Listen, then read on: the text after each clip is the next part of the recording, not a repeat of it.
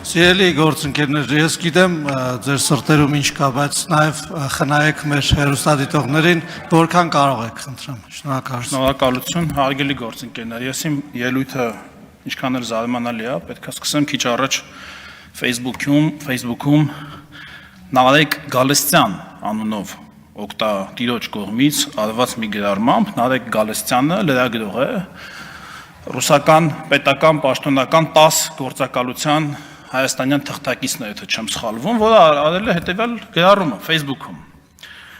Մի ժամ առաջ։ Ես կրկին անկեղծորեն ցանկանում եմ, որ Հայաստանում քաղաքական փոփոխություններից հետո ԿՊԱ-կան մի քանի падգամավորներ, չունենալով ԱԱԾ, ՊՊՑ ու ոստիկանության մշտական պաշտպանությունը, շարունակեին մնալ նույնքան համարձակ ու խիզախ։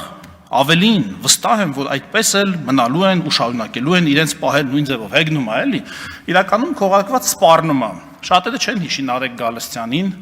հին բարի ժամանակներից։ Ես հիշեցնեմ, որ Նարեկ Գալստյանը մի ժամանակ, երբ մենք երիտասարդ էինք, նոր էինք սկսում մեր քաղաքական պայքարը, ինքը սոցիալ-դեմոկրատական հնչակյան կուսակցության Տխրունի երիտասարդական միության նախագահն էր, 2007 թիվն էր, եւ ինքը թռուցիկներ էր բաժանում մեզ հետ, մենք բոլորով գործող իշխանությունների դեմ, հա, արդեն նախընտրական քարոզարշավներ, իրենց ծեծում են շատ դաժան կերպով, նկարագրենք, բացում ենք մեր սիրելի Ազատություն ռադիոկայանը, 2007 թիվ, նոյեմբերի 16, Սոցիալ-դեմոկրատական հնչակյան կուսակցության ատենապետ Լյուդմիլա Սարգսյանի համոզմամբ կուսակցության Սարգիս Տխրունի ուսանողական միության նախագահ Նարեկ Գալստյանին դաժան ծեծի ենթարկելու հրահանգը տրված է եղել իշխանական վերին օղակներից։ 3 առավոտյան Գալստյանին ծեծի են ենթարկել անհայտ անձինք, ինչի հետևանքով Գալստյանը տեղափոխվել էր Սուրբ Գրիգոր Լուսավորիչ բժշկական կենտրոնի վերակենդանացման բաժանմունք։ Սա Նարեկը թող հիշի մի հատ, պահ է, էլի, մի հատ հասկանանք, էլի ընդհանրապես այս ծուր հայելիների թագավորություն ենք ընկել, թե ինչ, շարունակենք։ Ուրբաթ օրը լրագրողի հետ հանդիպմանը Լյուդմիլա Սարգսյանը ասաց նաև, որ կապ է տեսնում երեկվա բռնության և նոյեմբերի 13-ին Նարեկ Գալստյանի և ուսանողական միության ևս մեկ անդամի թռուցիկներ փակցնելու համար ոստիկանություն բերման ենթարկելու միջև, մի հատ էլ այնտեղ է միջադեպ եղել։ Սարգսյանը այսօր հայտարարեց, որ նոյեմբերի 13-ին Նարեկ Գալստյանին և Էդմոն Մակարյանին ոստիկանությունում ծեծի են ենթարկել ոստիկանության Երևանի վարչության պետն ու կենտրոնի ոստիկանապետը։ Ոստիկանություն էլ կար, ԱԱԾ էլ կար, ՊՊՑ էլ կար, ամեն ինչ կար, բայց ֆունկցիան այլ էր։ Ճակերտները բաց, ծեծի են ենթարկել, ստորացման են ենթարկել։ Հեղինակները եղել են ոստիկանության Երևանի վարչության պետ գեներալ-մայոր Ներսես Նազարյանը, սա մեջբերում է Լյուդմիլա Սարգսյանի խոսքից։ Նազարյանը, որը անձամբ ծեծել է տղաներին, եւ կենտրոնի ոստիկանապետ Մեհրաբյանը։ Ասաց Սարգսյանը շարունակելով, մենք չենք մտածում, որ պետք է հնչեցնել այս անունները, սակայն այսօր այդ մասին լռել ուղղակի հանցագործություն է։ Եթե գեներալ-մայորը կարող է իրեն թույլ տալ 19-20 տարեկան հայ երիտասարդի ծեծի ենթարկել եւ թռուցիկը անգամ փորձել բերանը մտցնել, պիտի ուտես ու բազմակետ։ Հա, ես էլ արդեն շփոթվեցի։ 19-20 տարեկան հայ երիտասարդին ծեծի ենթարկել եւ թռուցիկը անգամ փորձել են բերանը մտցնել բութ, պիտի ուտես, բազմակետ, ճակերտները փակ։ Ազատություն ռադիոկայանի հաղորդմամբ։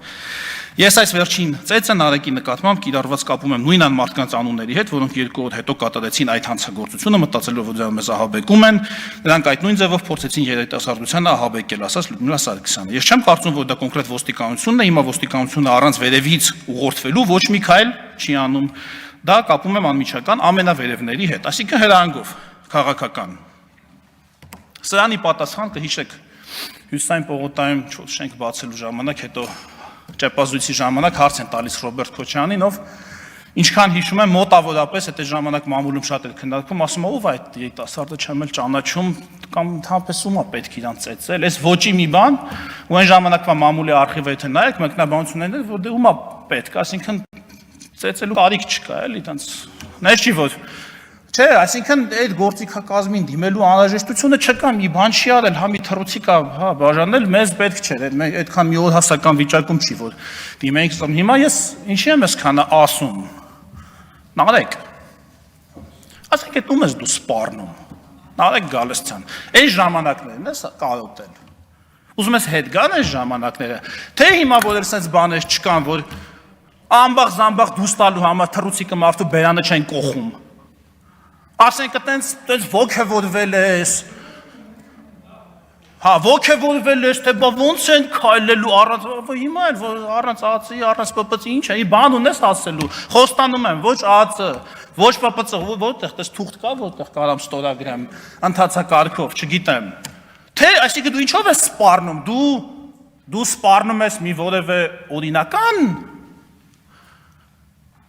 առերեսմամբ, թե որևէ անօրինական առերեսմամբ, եթե ինչ-որ օրինական առերեսում ես ուզում, մի որևէ մեկի հետ ԿՊ պատգամավորից, խնդրեմ, ինչ պրոբլեմ, ոստիկանություն լինի, չլինի, եթե անօրինական առերեսում ես ուզում, ապա հանկախ նրանից է, պատգամավոր չի, քաղաքացի է, երիտասարդական միության նախագահ ակտիվիստ, ինչ կապ ունի, ոստիկանությունը պետք է իր տեղում լինի, անկախ նրանից, թե ով է այդ մարդը։ Ասածը ինչ է, եւ ընդհանրապես այս ինչ նարատիվ է, էլի տարածվող։ Այս ինչ ոճ է, այս ինչ, ասենք, զազվելի, զզվելու ու հատկապես այն մարդկանց կողմից, ովքեր ախր սա տեսել են, ախր։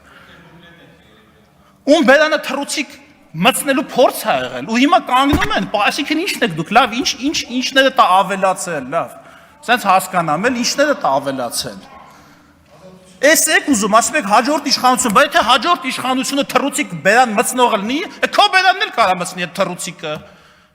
Այս ինչ անպայման է ԿՊ-ի նախկին պատգամավոր կամ մյուս, բարձի որ դիկտատորական ռեժիմ գա, բայց մամուլի ազատությունը, որ 34-րդ տեղն ենք ընկել, ով ինչ ուզում խոսում է, ով ոդից ուզում փող առնում, ոչ հաշվետվություն, ոչ բան։ Հա, եթե գամ իշխանություն դնի սաղի օղակները փագի, հա տեսնում ենք մեր հարևանության փախր ինչ է կատարվում։ Էլ ծորակ չմնաց ոչ փագեն, առանց մի բանի, առանց վերին օղակների քաղաքական թույլտվության մի տառ անգամ չեն կարող գրել մեր հարևան շատ եւ ոչ հարևան շատ, ինչպես պարզվեց արդեն շատ երկրներում արդեն։ Լավ, ի՞նչ է ձեր ուզած, ես ուզում եմ հասկանամ, էլ ինչ եք ուզում։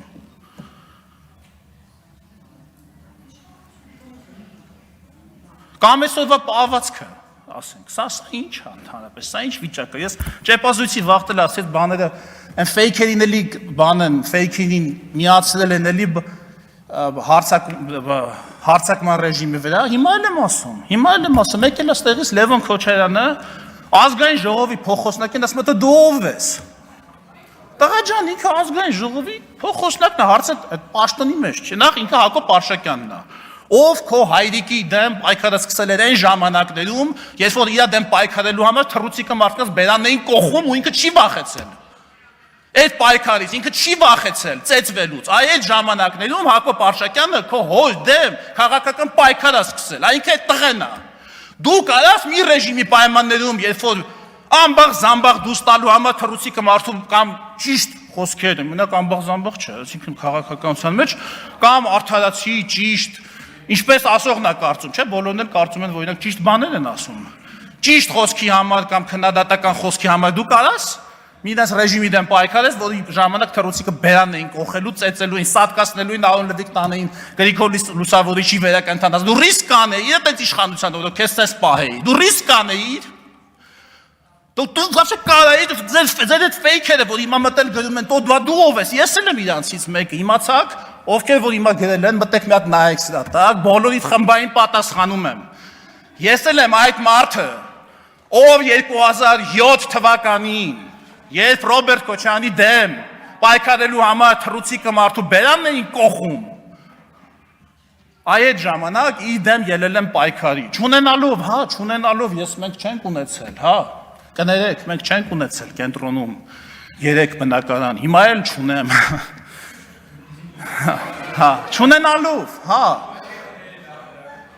հիմա էլ չունեմ, որտև այդ 3 բնակարանի համար չի եղել այդ պայքարը նրա համար է եղել, Նարեկ Գալստյան, որ կարծիք միտք արտահայտելու համար թռուցիկը մարդու բերանը չկողեն ու Հայաստանում երբեք այլևս ժողովուրդը թույլ չի տալու, որ նման իշխանություն լինի։ երբեք այլևս։ Շնորհակալություն։